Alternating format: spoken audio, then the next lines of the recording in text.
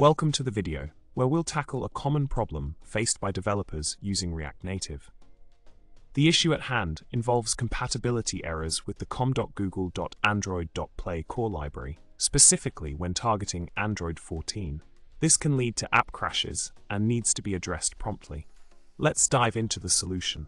The first step is to navigate to the Android folder in your React Native project by using the command cd android. This will allow us to access the necessary files and directories to identify and resolve the dependency causing the compatibility issue. Next, we need to run the Gradle dependencies command by executing .gradle_app dependencies.txt.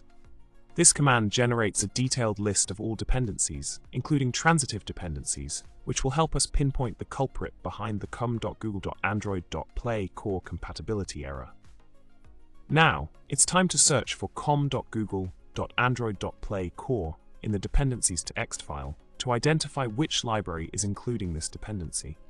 By locating the specific dependency, we can take the necessary steps to update it to the latest version and ensure compatibility with Android 14, thus avoiding app crashes and maintaining user security. In our example, we discovered that the library SP React Native in app updates was utilizing com.google.android.play core as a transitive dependency. By updating this library to its latest version, we ensured that it utilizes the most recent version of com.google.android.play core, resolving the compatibility issue effectively.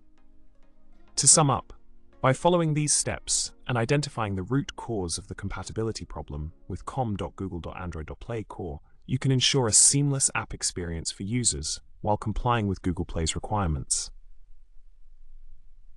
I hope this solution has been helpful.